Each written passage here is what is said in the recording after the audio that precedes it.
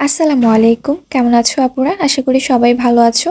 তো অনেকেই আমাকে এই গল্পের কথা বলছো বারবার যে আপু এই গল্পটা দাও। এই গল্পটা নাকি অনেক সুন্দর, আমিও অনেক রিভিউ দেখেছি যে গল্পটা নাকি আসলে অনেক সুন্দর। তো অনেকে আমার কাছ থেকে শুনতে চেয়েছো। তাই ভাবলাম যে এই গল্পটা আমি শুরু করি। আর অবাধ্য পিছুডান ওই গল্পটাও দিব। ওইটা হচ্ছে অনেক ছোট একটা গল্প। এটা মানে শেষ হয়ে যাবে তাড়াতাড়ি। তো এই গল্পটা রানিং রাখি। আর নেশাক্ত ভালোবাসার যে গল্পটা আছে সেটা আর ২-৩টা পর্ব আছে, ওটাও শেষ হয়ে যাবে। আর এক সমুদ্র প্রেম, ওই গল্পটা হচ্ছে আরও ৫-৭টা পর্ব হবে মেবি। তো আমি শেষ করে দিব, তাই ভাবলাম রানিং গল্পগুলো শুরু করে দিই।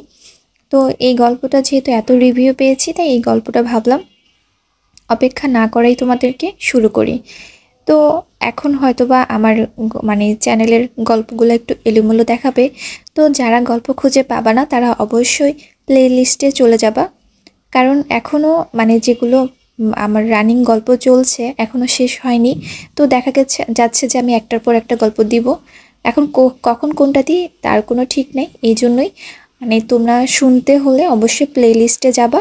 প্লে লিস্টে গেলেই হচ্ছে তোমরা যে কোনো গল্পই পেয়ে যাবা। এই জন্যই তোমাদেরকে বলে দিলাম আগে থেকে।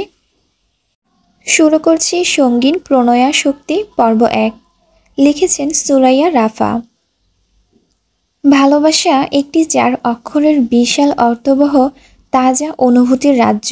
এই অনুভূতিকে কখনো কখনো বিশ্লেষণ করে হাজারটা রূপ দান করা যায়। প্রেম, প্রণয়, মোহঘোর আসক্তি, আরও কত কী। আবার কারো কারো কাছে এটি সঙ্গীন প্রণয়াসক্তি। ভালোবাসার বিশ্লেষণ যেমন সবার কাছে এক নয়, তেমনি সবার ভালোবাসার ধরনটাও ঠিক একরকম নয়। কিছু মানুষের ভালোবাসা সদ্য ফোটা ভৃঙ্গরাজ পুষ্পের ন্যায় আকর্ষণীয় আর সুরভিত। তাদের হৃদয়ের আদ্যপ্রান্ত মিলনে ঈর্ষান্বিত হয়ে কত প্রশংসাই না করে মানুষ। অলিতে গলিতে বন্ধু মহল থেকে শুরু করে পাহাড় চায়ের আড্ডা পর্যন্ত তাদের নিয়ে চলে দিনবহর আলোচনার বহর। কি করে তৈরি হলো এমন যুগল? কোনোদিন ভাঙবে না, আরও কত কী। অন্যদিকে এই পুষ্পরেণুর মতো ভালোবাসার বিপরীতে যে শুধুই ঘৃণার বসবাস তেমনটা নয়। এই যে বললাম ভালোবাসারও ধরন হয়। কেউ কেউ এসব গদবাঁধা ভালোবাসার নিয়মে গা ভাসাতে পারে না কোনো কালেই। খালি মুখে ভালোবাসি কথাটা উচ্চারণ করাটাও যেন হিমালয় জয় করার মতো অ্যাডভেঞ্চারাস আর থ্রিলিং তাদের কাছে। তাই সেসব কিন্তু ওয়ালা মানুষগুলোর ভালোবাসা প্রকাশের ধরনটাও হয় কিছুটা ভিন্ন রকম। সেখানে অনুভূতি প্রকাশের থেকে আদায় করার স্পৃহাটাই বেশি কাজ করে। সেই আদায় করার ধরনটা যেমনই হোক, জোর করে কিংবা তার থেকেও কোনো কুৎসিত প্রস্থান, অ্যাট এনি কষ্ট। কারো কাছে সে ভালোবাসা বিষাক্ত, তো কারো কাছে অসুস্থ। কারোর মতে এই আবার কেমন ভালোবাসা? এটা কোনো কালই ভালোবাসা নয়, নিছকই আসক্তি, ভয়ানক আসক্তি। আবার ইচড়ে পাকা ডার্ক রোমান্স দেখে দেখে ফরেন কালচারে বেড়ে ওঠা দোষীদের কাছে ইটস কন্ড ডেঞ্জারাস লাভ। এত এত বিশ্লেষণ আর চর্চার বাইরে গিয়ে আরও এক ধরনের অনুভূতি রয়েছে। এটা অনেকটা একপক্ষিক ভালোবাসা বা অনসাইট লাভ। হৃদয়ের সুপ্ত অনুভূতির কথা তাকে না জানিয়েও কি সুন্দর দিনরাত অতিবাহিত করে দেওয়া যায় তাকে কল্পনায় ভালোবেসে। একটিবার চোখের দেখা দেখেও নরম হৃদয়টা পুলকিত হয়ে ওঠে মুহূর্তেই। ভালোবাসা টইটুম্বুর হয়, ভরে ওঠে হৃদয়ের কানায় কানায়। ভার্সিটির ক্যাম্পাস থেকে শুরু করে বই আস্তরিত ফাঁকা লাইব্রেরির এক কোণের ছোট্ট টেবিলটায় সেই শ্যাম পুরুষকে দেখার জন্য কত জায়গাতেই না ছুটে বেড়ায় বেপরোয়া সর্বনাশা মন। সেই সাথে পাল্লা দিয়ে ছুটে মনের অধিকারী রক্ত মাংসের মানুষটাও। আপন মনকে অন্যজনের নিয়ন্ত্রণ ছেড়ে দিলে এই হয়। ক্যাম্পাসে এসে তাকে এক নজর না দেখা অবধি অশান্ত মনটা দমার নামই নেয় না। এই যেমন এই মুহূর্তটা মনটা কেমন ঝিমিয়ে যাওয়া মরা বিকেলের ন্যায় শান্ত হয়ে আছে। উচ্ছ্বাস আকাঙ্ক্ষা সব কিছু দমে গিয়ে তৃষ্ণার্ত চোখজোড়া সবচেয়ে পছন্দের শ্যাম পুরুষটিকেই দেখতে ব্যস্ত। সেকেন্ড, মিনিট, ঘন্টা অতিবাহিত হয়, তবুও তাকে দেখে দেখে চোখ দুটো ক্লান্ত হয় না। কি আছে এই শ্যাম পুরুষের মাঝে? আহামরি তো কিছুই নয়। হলিউড কিংবা বলিউড হিরোদের মতো পেশিবহুল গৌরবর্ণও নয়। সিমসাম গড়নের শ্যামপুরুষ সে। বেশ লম্বা চওড়া মানুষটা, আর সবচেয়ে সুন্দর তার হাসি। হাসির সাথে সাথে কি সুন্দর ঢেউ খেলে যায় টোল পড়া গাল দুটোতে। ফাঁকা লাইব্রেরিতে সবচেয়ে কর্নারি টেবিলটায় ঠিক মুখোমুখি হয়ে বসে আছে নিখিল ভাই। এটা বোধ হয় নিখিল ভাইয়ের পছন্দের জায়গা, ওই জন্যই তো প্রতিদিন এসে এখানটায় বসে বই পড়বে নাই বা কেন? ভার্সিটির তুখোড় ছাত্র নিখিল ভাই। ছাত্র আন্দোলনের থেকে শুরু করে সমাবেশ কিংবা নির্বাচন সব কিছুতেই নিখিল ভাইয়ের অগ্রাধিকার। সেই জের ধরে ভার্সিটির ভিপিও তিনি। এক নামে সবাই চেনে, তবে পড়াশোনার ক্ষেত্রে একটুও কম্প্রোমাইজ করেন না তিনি। এই যে এখনও বই পড়ছে, কোনো হেডফোন গুঁজে বইয়ের মুখে ডুবিয়ে পাতার পর পাতা উল্টেই যাচ্ছে। এই সিনটা দেখতেও মারাত্মক লাগছে। লাগবেই তো, এত কাছ থেকে নিখিল ভাইকে দেখার সুযোগ হয়নি কোনো কালে। মনে হচ্ছে সময়টা এখানেই আটকে যাক। আজ লাইব্রেরিটাও বেশ ফাঁকা, সিনিয়ররা তেমন কেউই নেই। এই সুযোগে নিখিল ভাইয়ের সাথে দু একটা কনভারসেশন এগুলে কি ক্ষতি হয়? নিখিল ভাই, এই যে নিখিল ভাই। লাজুক হেসে টেবিলে টকটক করে সামান্য টোকা দিয়ে ডাকছে অরু। তবুও নিখিল ভাইয়ের হেলদোল নেই কোনো। একবার তাকালো না পর্যন্ত। আশ্চর্য, এভাবে অপেক্ষা করার কি হলো? অরুর বুঝি খারাপ লাগে না? লজ্জা আর আত্মসম্মানের মাথা খেয়ে অরু আবারও ডাকলো তাকে। কিন্তু এবারও একই ঘটনার পুনরাবৃত্তি ঘটে। নিখিল ভাই কোনোরূপেই সাড়া দিল না, বরং ওর দিকে না তাকিয়ে বাম হাত দিয়ে একটা ছোট্ট সাইজের অ্যালার্ম ঘড়ি এগিয়ে দিল ওকে, যেটা এই মুহূর্তে বাজখাই আওয়াজ তুলে কানের 12টা বাজিয়ে দিচ্ছে। ইস, কি বিরক্তিকর! এটা কেন দিলেন নিখিল ভাই? এবারও নিখিল ভাই নিশ্চুপ, এবং অ্যালার্মের বিরক্তিকর শব্দটা আরও দ্বিগুণ জোরে বাজিয়ে দিলেন তিনি। অ্যালার্মটা বিরক্তিকর আওয়াজ তুলে কর্ণঘোর ছাপিয়ে মস্তিষ্কে এসে লাগছে এবার। কানের পর্দা ছিঁড়ে যাওয়ার উপক্রম। না, আর নিতে পারলেন না। ওরও বিরক্তির চরম পর্যায়ে গিয়ে শব্দ করে চেঁচিয়ে উঠল, এটা বন্ধ করুন নিখিল ভাই। উফ, আর সহ্য হচ্ছে না। এক পর্যায়ে গায়ের কমফোর্টারটা ছুঁড়ে ফেলে হন্তদন্ত হয়ে উঠে বসলো ওরও। ঘুমের ঘোর এখনও কাটেনি। চারিদিকে পরিবেশ পরিস্থিতি বুঝে উঠতে একটু সময় লেগে গেল ওর। যখন বুঝে উঠল, তখন প্রতিদিনের মতো প্যালেসের ন্যায় মাস্টার বেডরুমের কিং সাইজ বিছানায় নিজেকে আবিষ্কার করলো ওরও। ঠোঁট কামড়ে একটা চাপা নিঃশ্বাস ছেড়ে ধীরে সুস্থে সময় নিয়ে নিজের হাঁটু অবধি লম্বা সিল্কি চুলগুলোকে মেসি বান করে বিছানা ছাড়ল। তারপর সবার আগে বন্ধ করলো বিরক্তিকর অ্যালার্মটাকে। একে একে পুরাতন জানালা ভারী পর্দাগুলো সরিয়ে রুমটাকে আলোকিত করে বসে পড়ল ল্যাপটপ নিয়ে। তারপর সেই বিরক্তিকর কাজ, মেইল পাঠানো। গত 1 বছর ধরে এটা ওরও রুটিনে রূপান্তরিত হয়েছে। আপা যে কেন বুঝতে চান না কে জানে। আবারও ভেতরে আহত বাতাসকে নিঃশ্বাসের মাধ্যমে নিংড়ে বের করলো ওরু। মেইল পাঠানো শেষ হলে শক্ত কাঠের চেয়ারটায় গা এলিয়ে দিয়ে উদাসীন চোখে বাইরে চাইল ওরু। ওর পরনে কোনো দামি পায়জামা সেট নয়, বরং সিম্পল প্লাজো আর একটা ওভারসাইজ টি শার্ট। সাধারণ বাঙালি মেয়েরা যা পরে ঘুমায় আর কি। এই রুমে বিশাল জানালার কারুকাজ করা লোহ গার্ড গলিয়ে যতদূর চোখ যায় শুধু বাগান বিলাসের ছড়াছড়ি। এখন বসন্ত চলছে, তাই একটু বেশি সুন্দর লাগছে বাড়ির ফ্লোট অ্যারাউন্ড। পুরান ঢাকায় যতগুলো প্রাচীন আর নামকরা বাড়ি আছে, তার মধ্যে এই বাড়িটা অন্যতম। লোক মুখে শোনা যায় এই বাড়ির পূর্বপুরুষরা নায়েব গোমস্তা ছিলেন। পরবর্তী প্রজন্মে জমিদারি প্রথা বিলুপ্ত হয়ে গেলেও এদের বংশ পরম্পরায় নেতৃত্ব আর আভিজাত্য ভাবটা রয়েই যায়। তাই তো যুগের পর যুগ, প্রজন্মের পর প্রজন্ম সবাই রাজনৈতিক কর্ণধার হয়ে নাম লিখিয়ে এসেছে। এই বাড়িটা ঠিক কোন প্রজন্মে জানা নেই ওরুর, তবে বাড়িটা বেশ পুরনো। প্রায় 10 বিঘা জমি দিয়ে তৈরি এই বাড়িটাকে ছোটোখাটো ড্রিম হলিডে বললে মন্দ কিছু হবে না।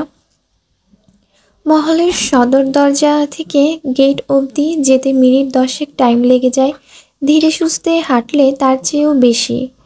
তারপর চোখে পড়ে অযত্নে ইতিউতি বেড়ে ওঠা বাগানবিলাসে ঘেরা দানব আকৃতির বিশাল গেট, তাতে মার্বেল পাথর দিয়ে গুটি গুটি অক্ষরে লেখা কৃত্তিক কুঞ্জন।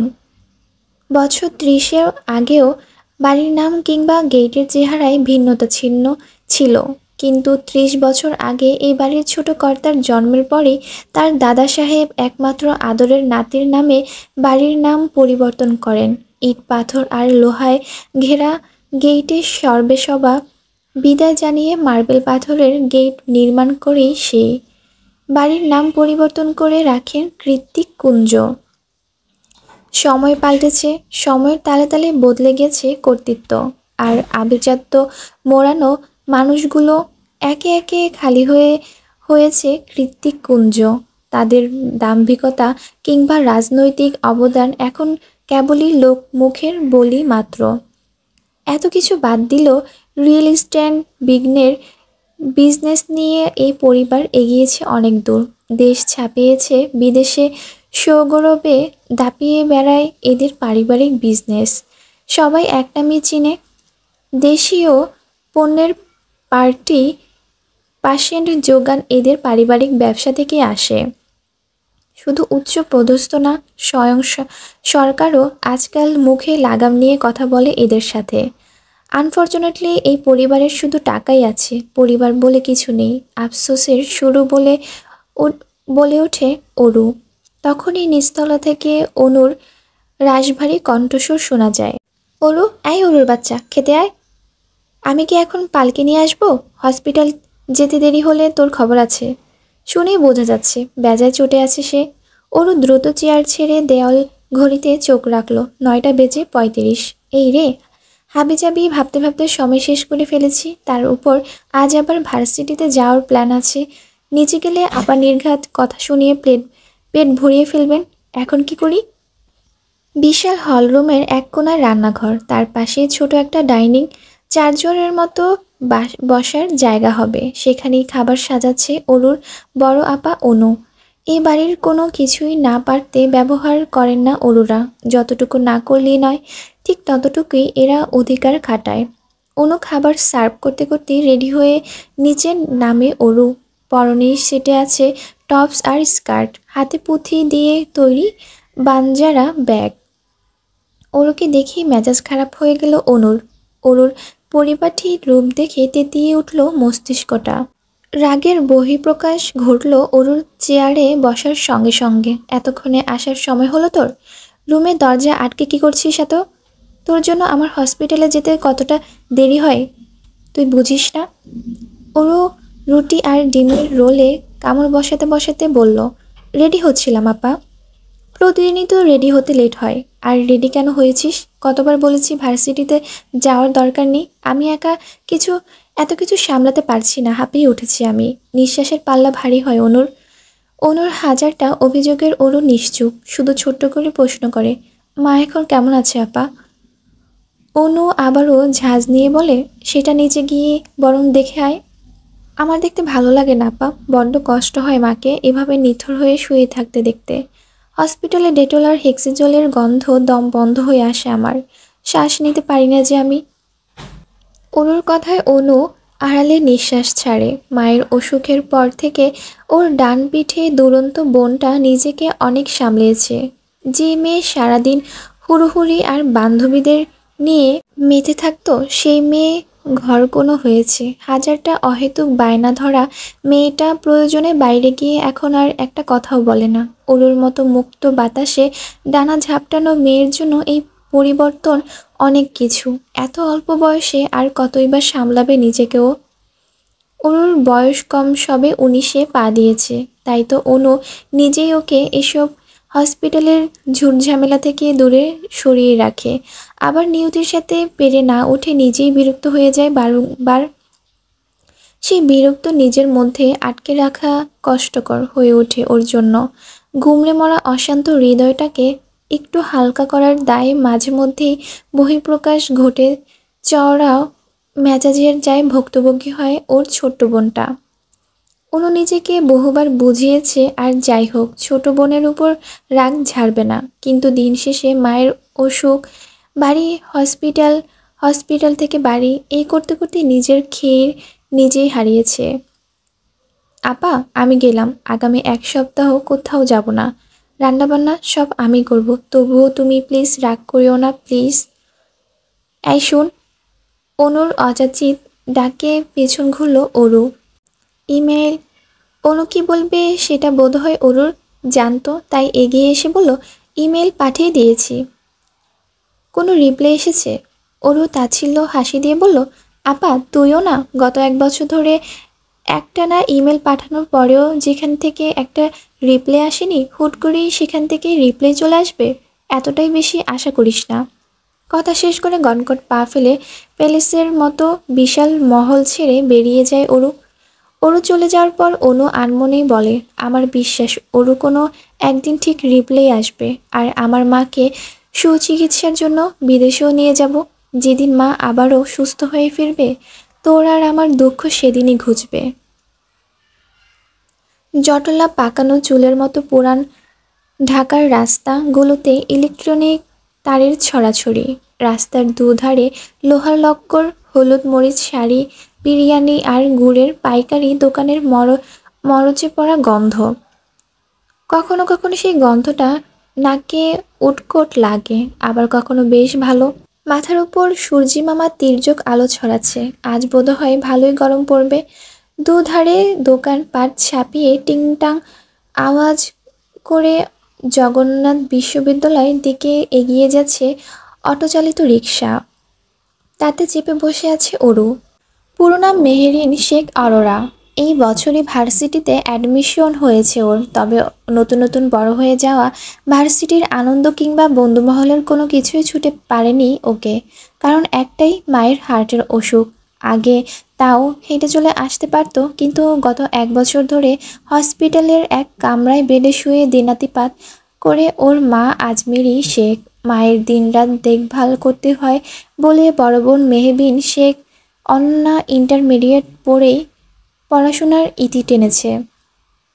ওরও জানে ওর বড় আপা এত রকচটা কোনো কালেই ছিল না। গত 1 বছর ধরেই এমন হুটহাট রেগে যায় আপা। আর এও জানে পরিবারের জন্য আপা কত বিসর্জন। এমনটা নয় যে অনু বয়সে অরুর থেকে খুব বড়, পিঠি পিঠি বোন ওরা দুজন, তবুও অনুর কত ত্যাগ। তাই তো আপার রাগের মাথায় বলা সবচেয়ে তিক্ত কথাগুলোকেও গায়ে মাখে না অরু। অরুর উদাসীন ভাবনার ইতি টেনেই রিকশা এসে পৌঁছালো গন্তব্যে। ভার্সিটির গেটে দাঁড়িয়ে লম্বা করে শ্বাস নেয় অরু। এই একমাত্র জায়গা যেখানে এসে একটু প্রাণ ভরে স্বস্তির নিঃশ্বাস নেয়। সেই সাথে স্বস্তিদায়ক মানুষটাকে একটিবার দেখা মিললে তো আর কথাই নেই, যাকে নিয়ে ও রোজ স্বপ্ন দেখে, সুন্দর স্বপ্ন। ওরও জানে নিখিল ভাইয়ের সাথে কমিটমেন্ট কিংবা মুখ ফুটে দুটো কথা বলার সাহসও ওর নেই। তার উপর নিখিল ভাই ভার্সিটির সিনিয়র, গ্র্যাজুয়েশন ও এই বছর শেষ তার। তবুও বেহায়া মনটা মানে না। প্রিয় মানুষের স্কেচ বোর্ডে তার মুখটাই এঁকে ফেলে বারবার। কবে যে নিখিল ভাই নিজে এসে বলবে, ওরও শোনো, আমিও তোমাকে পছন্দ করি, মনের রং তুলির ক্যানভাসে আমিও তোমাকে আঁকি। সেই আশায় সেগুর বালি। পেছনে নীলিমার কাটকাট প্রতিউত্তর শুনে অরুর হাসি হাসি দাঁত কপাটি বন্ধ হয়ে গেল। মুখটা একটুখানি করে বলল, তুই আমার মনের কথা শুনলি কি করে? যেই টোনে বলেছিলি। আমি কেন, রিক্সাওয়ালাও মামারাও শুনেছে, আমি শিওর। আফসোস শুধু নিখিল ভাই শুনলো না। কি করে শুনবে? তুই তো তাকে দেখলেই চোরের মতো যথাযথ লুকিয়ে পড়িস। তা ঠিক, চল ভেতরে যাই। গেট পেরিয়ে ক্যাম্পাসে যেতে যেতে নীলিমা বলে, আন্টির কি খবর, এখন কেমন আছে? একই রকম রে, আজকেও আপার বকুনি খেয়ে এসেছি। নীলিমার সান্ত্বনার বাণী বহু আগে ফুরিয়ে গিয়েছে। ঘটে ঘটে যা ছিল সব কিছু দিয়েই ওরুকে বুঝিয়েছে ও, তাই এখন আর বলার কিছু নেই। সান্ত্বনা না দিয়ে উল্টো প্রশ্ন ছুড়ল নীলিমা, তোর ভাইয়ার কোম্পানি থেকে ইমেল এসেছিল? কথাটা বলতে একটু অস্বস্তি হলো নীলিমার, কারণ সব ব্যাপারে মুখ খুললেও এই ব্যাপারটা সবসময় এড়িয়ে যায় ওরু। খুব বেশি হলে হা করে উত্তর দেয়। এবারও তাই হলো। এদিক ওদিক মাথা নাড়িয়ে না জবাব দিল অরু। নীলিমার রাগ হলো কেন যেন, যদিও ব্যাপারটা সম্পূর্ণ অরুর ব্যক্তিগত, তবুও এ কেমন ছেলে, মায়ের খোঁজ নেয় না, ইভেন কোনো রকম যোগাযোগ নেই পর্যন্ত। আজকালকার যুগে ইমেলই কেউ যোগাযোগ করে? নীলিমা রাগ সংবরণ করতে না পেরে বলেই ফেলল, কেমন ভাই তোর মাকে এভাবে দেশে ফেলে রেখে নিজে বিদেশে পড়ে আছে? ওরও মেকি হাসলো। হুট করে নীলিমার রাগের কারণ ধরতে পারল না, তবুও নরম সুরে বলল, he is not my sibling. তাহলে? স্টেপ ব্রাদার, মানে আঙ্কেলের দ্বিতীয় স্ত্রী ছেলে, তাই তো? ওরও আবারও হাসে। এই মেয়ের কত কৌতূহল কেন? না, তেমন কিছু নয়। তাহলে কেমন ভাই তোর? নীলিমার কথার পেছনে ওরও কিছু বলতে যাবে তার আগে ওদের মাঝে তিথি চলে আসে। আর মিস্টার জায়ান কৃতিককে নিয়ে চলমান রহস্যময় কনভারসেশনের ওখানে ইতি ঘটে। বসন্তের সকাল, চারিদিকে মৃদুমন্দ ঝিরিঝিরি বাসন্তিক হাওয়া বইছে। কতই বা বেজেছে 10টা কি 11টা, তবুও মাথার উপর চলছে সূর্যের তাণ্ডব নৃত্য। শীত যাবে যাবে করে এখনো যায়নি, তার আগেই সূর্যি মামা তার প্রখরতা দিয়ে ধরণী উত্তপ্ত করে দিয়েছে। সূর্যের তির্যক রশ্মিকে পিঠে পিছলে দিয়ে এক প্রকার ছুটে বটতলার ছায়ার নিচে এসে দাঁড়ালো তিথি। ওখানে অরু আর নীলিমাও ছিল। কিরে, এভাবে ছুটি এলি কেন? কিছু কি হয়েছে? তার সুরে জিজ্ঞেস করে নীলিমা। ওরও প্রশ্নসূচক দৃষ্টিতে চেয়ে আছে। অরুর ভার্সিটি জয়েন করার পরে পুরো বাংলা ডিপার্টমেন্ট মধ্যে এই দুটোই বন্ধু জুটেছে ওর। তার মধ্যে ওই ইন্ট্রোভার্ট নীলিমা, যাও মোটামুটি একটু চুপচাপ থাকে, কিন্তু তিথি মোটেই চুপচাপ স্বভাবের মেয়ে নয়। ভার্সিটির সব থেকে গরম খবরটা ওর কাছ থেকে পায় অরুরা, হোক সেটা গসিপ কিংবা কোনো ইম্পর্ট্যান্ট নিউজ। এছাড়া ডিপার্টমেন্টের অন্য ব্যাচমেটদের সাথে অরুর মুখ চেনাচিনি আছে কিনা সন্দেহ। কীভাবেই বা থাকবে? ভার্সিটি জীবন নড়বড়ে ওর। অ্যাটেন্ডেন্স এর জন্য পর্যন্ত ভার্সিটি আসতে দেয় না অনু। তবুও আবার বকুনি ঝুঁকুনি খেয়ে মাসের মধ্যে 2-1বার পা রাখে ভার্সিটির চত্বরে। যদিও সেটা পড়াশোনার জন্য নয়, বরং পছন্দের শ্যামপুরুষকে একটা নজরে দেখার আশায়। সবার আড়ালে তার মুখখানা হৃদমাঝারে স্ক্যান করে নিলেই শান্তি ওর। নীলিমার কথার প্রত্যুত্তরে তিথি হাঁপাতে হাঁপাতে বলল, পানি দে দোস্ত, তারপর সব বলছি। নীলিমা ব্যাগ থেকে পানি এগিয়ে দিল। ঢকঢক করে পানি পান করে দম নেয় তিথি। এতক্ষণে প্রাণটা ঠান্ডা হলো। কি হয়েছে বললি না তো? আবারও জিজ্ঞেস করে অরু। তিথি এগিয়ে গিয়ে অরুর হাত ধরে বলে, ও হ্যাঁ, তোর কাছেই আসছিলাম অরু। কাল ভার্সিটিতে কেন এলি না বলতো? তাহলে তো সব জানতে পারতি। কি হয়েছে একটু খুলে বল। তাছাড়া কেন আসিনি সেটা তো তুই জানিস, তাহলে নতুন করে কেন প্রশ্ন করছিস তিথি? কাল নিখিল ভাইদের সমাবর্তন অনুষ্ঠান ছিল। নিখিল ভাই সেরা ছাত্রদের পুরস্কার পেয়েছে। নীলিমা স্বস্তির নিঃশ্বাস ছেড়ে বলে, ও, এটা তো ভালো কথা। তারপর আরও একটা ঘোষণা হয়, আমি পরে সিনিয়রদের থেকে জেনেছি। ওরও সচকিত হয়ে প্রশ্ন ছুড়ল, কি? নিখিল ভাই মাস্টার্স করবে না, উনি হায়ার স্টাডিজের জন্য স্কলারশিপ পেয়েছে, খুব শীঘ্রই ইউএসএ চলে যাবে। ওরও চমকায় না, কোনো রকম প্রতিক্রিয়া করে না। অস্বস্তির লেশ মাত্র নেই ওর মুখশ্রীতে। খুশি থাকার একমাত্র কারণটা হারিয়ে যাচ্ছে। ও কি আদৌ ঠিক আছে? ওর ভেতরে যে অস্থির জড়ো হওয়া শুরু হয়ে গেছে, মনে হচ্ছে হৃদয়টা শক্ত করে খামচে ধরেছে কেউ। গলাটা শুকনো কাঠে পরিণত হয়েছে। তবুও থমথমে মুখে ছোট্ট করে ওরও জবাব দেয়, ওহ। এতটুকু শব্দ উচ্চারণে ওর অগ্নিস্ফুলিঙ্গ উগরে দেওয়ার মতো কষ্ট হলো। তবুও বান্ধবীদের সামনে মুখের মিথ্যে হাসিটা ঠিকই ধরে রাখলো। কারণ আর যাই হোক, একপাক্ষিক ভালোবাসা কিংবা আধুনিক শব্দে বলতে গেলে ক্রাশকে হারানোর জন্য কান্নাকাটি করে ভাসিয়ে দেওয়া, কিংবা সবাইকে বলে বলে সিম্প্যাথি কুড়ানোর মতো আত্মসম্মানহীন মেয়ে ওরও নয়। এমনিতেই ওর মায়ের অসুস্থতা নিয়ে অনেকেই করুণা দেখাতে আসে, যা ওর শরীরে জ্বলন ধরিয়ে দেয়। ওর করুণা মোটেই পছন্দ নয়, তবে নিজ অধিকারের ক্ষেত্রে সর্বদা সতর্ক ও। যা ওর সেটা ওরই। কিন্তু নিখিল ভাই, সে তো ওর নয়, কোনো কালে ছিলই না। ওই কেবল একতরফা ভালোবেসে গিয়েছে। নিখিল ভাই তো ওকে ছোট বোন ছাড়া কিছুই ভাবে না। শুধু ওকে কেন, ছাত্র নেতা হিসেবে সব জুনিয়র মেয়েরাই তার ছোট বোনের সমতুল্য। ওরও আলাদা করে তো কিছু নয়। ক্যাম্পাসের দিকে দেখ, নিখিল ভাই আসছে। তিথির কথায় ওরুর দিবা স্বপ্নে ভাটি পড়ে। তড়িৎ গতিতে ভাবনার জগৎ থেকে বাস্তবে বেরিয়ে দেখতে পায় ক্যাম্পাস থেকে গেটের দিকে এগিয়ে আসছে নিখিল ভাই। কালো ডেনিমের সাথে নীল পাঞ্জাবিতে কি সুন্দর লাগছে তাকে। কাঁধে ঝুলে আছে ল্যাপটপের ব্যাগ, কানে হেডফোন। সেদিকে এক ধ্যানে তাকিয়ে তিথি বলে, কি এত গান শুনেন উনি? কাঠফাটা রোদে উজ্জ্বল শ্যামলা চেহারাটা জ্বলজ্বল করছে তার। মুখে লেগে আছে সেই সুন্দর হাসিটা। ওরও চোখ বন্ধ করে বলতে পারে এই ইনোসেন্ট দেখতে ছেলেটা প্রেমে পড়ে যাওয়া কোনো মেয়ের জন্য চুটকির ব্যাপার মাত্র। নিখিল ভাই ওদের সামনে আসতেই সবাই একযোগে সালাম দিল তাকে। সিনিয়র বলে কথা। সালামের জবাব দিতে নিখিলও একটু থামলো, সামনে না গিয়ে ওদের দিকে কয়েক কদম এগিয়ে আসলো। নিখিল ভাই ওদের দিকে আসছে দেখে ওরও নীলিমার পেছনে গিয়ে গুটিসুটি হয়ে দাঁড়ালো। কেটে ফেলা ডগার ন্যায় কেমন নেতিয়ে পড়েছে ওর শরীরটা। আরে অরোরা, অরোরা না? নিখিল ভাইয়ের আকস্মিক সম্বোধনে ধরা পেয়ে যায় চোরের ন্যায় হুড়মুড় করে সামনে তাকায় অরু। হ্যাঁ সূচক মাথা ঝাঁকিয়ে বলে, জি ভাইয়া। ভালো আছো তো? এখন আর রাস্তা পার হতে ভয় নেই তো? কি সুন্দর অমায়িক করার ধরন। আরও একবার হোঁচট খায় অরু। নিখিল ভাই কিছু জিজ্ঞেস করেছে অরু, উত্তর দে। তিথির ধাক্কায় সম্মতি ফিরে পেল অরু। তারপর হ্যাঁ না দুদিকে মাথা নাড়াতে থাকে। আসলে কি করবে কি বলবে ও কিছুই ঠাউর করতে পারছে না। ওর অবস্থা দেখে নীলিমা তিথি দুজনই অবাক। যে মেয়ে কাটকাট কথায় জবাব দিতে ছাড়ে না সে কিনা ভেজা বিড়ালের মতো আচরণ করছে। জুনিয়র সংকোচ বোধ করছে দেখে নিখিল আর দাঁড়ায় না। সকলকে বিদায় জানিয়ে তাড়াহুড়ো করে জায়গা ত্যাগ করে। নিখিল চলে যেতে নীলিমা তেতিয়ে উঠে, স্টুপিড একটা, এটাই শেষ সুযোগ ছিল। নিখিল ভাই নিজে এসেছিল আর তুই কি করলি?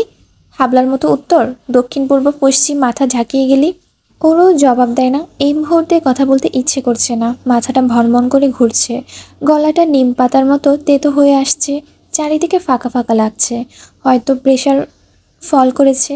কয়েকবার চোখের পলক ফেলে অস্পষ্টতেই ওরু বলল, ভাল লাগছে না, বাসা যাব, আমাকে একটা রিক্সা ঠিক করে দে না তিথি।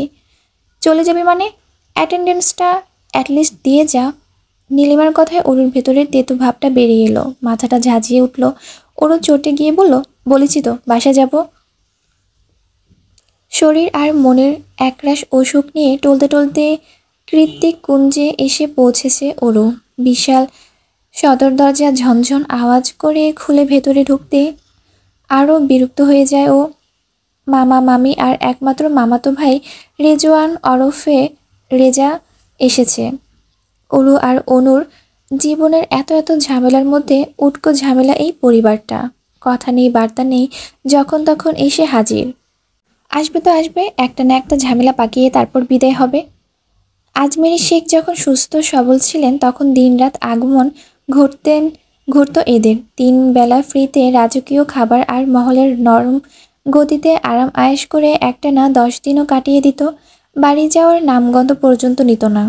অরুর মামাতো ভাই রেজা এলাকার পাতি মাস্তান, যার দরুন তার ছেলে পেলেদেরও নিয়ে আসতো একমাত্র ফুপুর আলিশান বাড়িতেই। অরু আর অনুর এসব বেশ লজ্জিত হতো। যত যাই হোক, তাদের তো এভাবে আরেকজনের অন্ন ধ্বংস করার কোনো অধিকার নেই। একমাত্র ভাই ভাবি বলে আজমেরি শেখ তেমন কিছুই বলতেন না। অরু একটু গাইসুই করলে ওদের কেউ চোখ পাকাতেন আড়ালে। সব কিছু এভাবেই চলছিল। কিন্তু আজমেরি হক একেবারেই বিছানার শয্যায় চলে গেলে মামা মামির আসল রূপ দেখতে পায় অরুরা। আপন বোনকে দেখা তো দূরের থাক, গত 1 বছরে হাসপাতালের গণ্ডি অবধি মারায়নি ওদের মামা। এবং 2 দিন পর পর বউ ছেলেকে নিয়ে বাড়িতে এসে অনুকে মানসিক অশান্তিতে ভুগিয়েছে দিনরাত। তাদের কথা একটাই, বাবা নেই, মায়েরও গ্যারান্টি নেই। আজ বাদে কাল মায়ের কিছু হয়ে গেলে ওদের 2 বোনের কি হবে? আজ বা কাল এ বাড়ির ছোট সাহেব ঠিকই ফিরবে, তখন তো 2 বোনের কোনো গতি থাকবে না। তাই এখনই যদি তার একমাত্র সুযোগ পুত্র রেজার সাথে অনুর বিয়েটা হয়ে যায় তাহলে একটা কুল তো হবে। আর যাই হোক, নদীতে তো আর ভেঙে যেতে হবে না। ওরও বুঝে পায় না, এত বড় দুনিয়া থাকতে ওরা নদীতে কেন ভেসে যাবে? কি অপরাধ ওদের? অনুর রাগের ঘট এমনই পরিপূর্ণ। এসব শুনলে আরও বেশি মাথা খারাপ হয়ে যায়। চেঁচামেচি করে বাড়ি মাথায় তুলে ফেলে সে। বিপরীতে মামি গা জ্বালানো কথাটা আছে। এক কথায় এরা বাড়িতে পা রাখা মানেই ঝামেলা আর অশান্তি। ওরও হলরুমে চারদিক চোখ বুলায়। অনু কোথায়? ও তো নেই। তার মানে আপা এখনো হসপিটালে। যাক, ভালোই হলো। ওর মামি ডাইনিংয়ে বসে আঙ্গুর চিবোচ্ছে। রেজা কাউচে বসে পায়ে পা তুলে টিভি দেখছে। মামা আপাতত আশেপাশে নেই। ওরও সবটাই দেখলো, তারপর না দেখার ভান করে দোতলায় পা বাড়ালো। দুটো সিঁড়ি মারতেই পেছন থেকে ডাক পড়ল মামির। কিরে দেখলি আমরা এখানে বসে আছি, তাও ঢ্যাং ঢ্যাং করে উপরে চলে যাচ্ছিস? মামি কি চোখ পড়ে না নাকি? আর আমরা আমার বৌমা কোথায়? ওরও চোখ খিচিয়ে বন্ধ করে নিল। এটারই ভয় পাচ্ছিল ও। অনেক প্রশ্ন করেছে মামি, এক কথায় উত্তর দিতে হবে, কি বলা যায়? ওরও পেছনে ফিরে বলল, মাথা ব্যথা করছে মামি, একটু ঘুমাবো। আর আপা হসপিটালে মায়ের কাছে। করে নে আরামায়েশ, যা পারিস করে নে। আজ বাদে কাল বাড়িতে মালিক ফিরলে তোদের তো ঘাড় ধরে বের করে দেবে। অনুটাকে কতবার বুঝিয়েছি এই কথা, কতবার বলেছি আমার রেজার সাথে বিয়েটা দিয়ে দিই, কিন্তু মেয়েটা বড্ড বেয়াদব হয়েছে। বড়দের মুখে মুখে তর্ক করে। বাবা মায়ের শাসন না থাকলে এ আর যাই হয় আর কি। মামির কথায় অরুর নেতিয়ে পড়া রাগটা আবারও তরতর করে ঝাঁঝিয়ে উঠল। তীক্ষ্ণ সূচের মতো কথাগুলো গিয়ে শরীরে বিঁধল। ও পেছনে না ঘুরেই বলল, তুমি যে নরম চেয়ারে বসে আঙ্গুর চিবোচ্ছ, ওটাও কিন্তু এবারের ছোট সাহেবের টাকা দিয়েই কেনা মামি। তাছাড়া জামশেদ জায়ান চৌধুরীর অবর্তমানে আমার মাই কিন্তু জেকে গ্রুপের গভর্নিং বোর্ডের চেয়ারম্যান। ওর কথায় একটা তাচ্ছিল্যের হাসি খেলে গেল অরুর মামির মুখে। মনে মনে বলল, এতটুকুনি মেয়ে ভালোই খই ফুটেছে মুখে। তারপর শত্রুকে পাল্টা তীর নিক্ষেপ করার মতো করে বললেন, হতে পারে তোর মায়ের অধিকার আছে, কিন্তু তোদের দু বোনের তো কোনো অধিকার নেই। তোরা হলি কচুরি পানা। তাছাড়া তোদের মায়ের আর কদিন, বড় জোর হলে 6 মাস। মামি অনেক বেশি বেশি বলে ফেলেছ এবার। আমাদের মায়ের কিচ্ছু হবে না। মাকে আমরা বিদেশে নিয়ে যাব। আবারও সেই গা জ্বালানো হাসি ছুড়লেন অরুর মামি। বললেন, তোর কি মনে হয় জায়ান কৃত্তিক চৌধুরী বা তার কোম্পানি তোদের নেওয়ার জন্য বসে আছে? শুনেছি তোর জন্যই নাকি বাড়ি ছাড়তে হয়েছিল তাকে। মামির সাথে আর তর্কে পেরে উঠল না অরু। দুশ্চিন্তাগ্রস্ত জটলা পাটানো মস্তিষ্কটা আর চাপ নিতে পারছে না।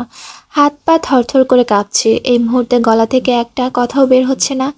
মামি যে এত নোংরাভাবে ওকে আক্রমণ করবে ভাবতেও পারেনি অরু। ও সামনের দিকে আরও একবার চোখ বোলালো। কয়েক জোড়া আক্রমণাত্মক চোখ, মনে হচ্ছে চোখ দিয়ে ওকে ভস্ম করে দেবে এরা।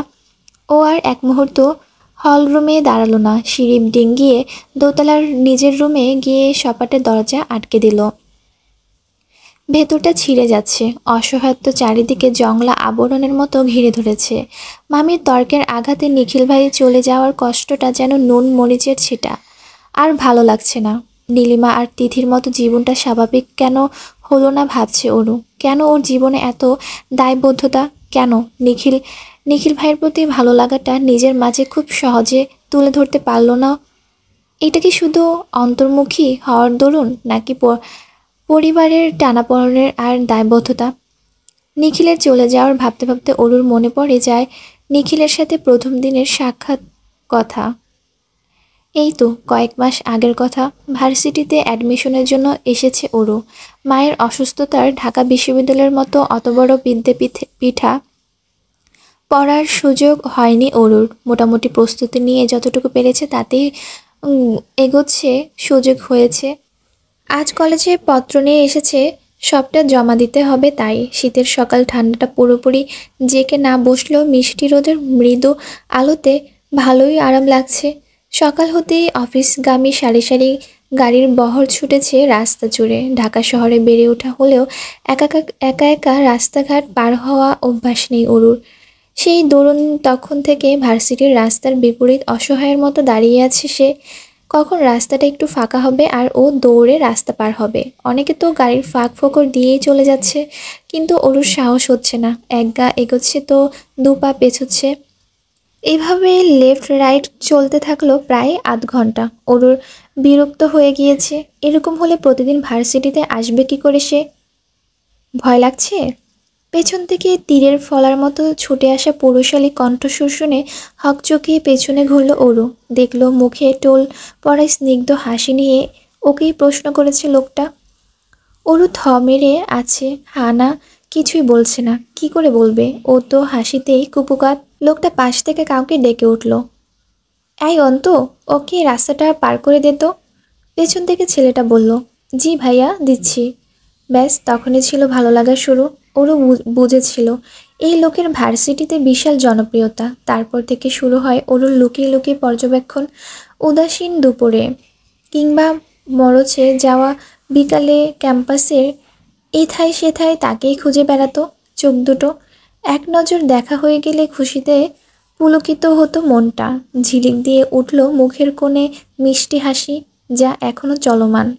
কখনো সামনে দাঁড়িয়ে কথা বলা হয়নি। ওরও এও জানে না নিখিল তার নামটা জানল কী করে। তবে নিখিলের বায়োডাটা সবই ওরুর জানা, বলতে গেলে মুখস্থ।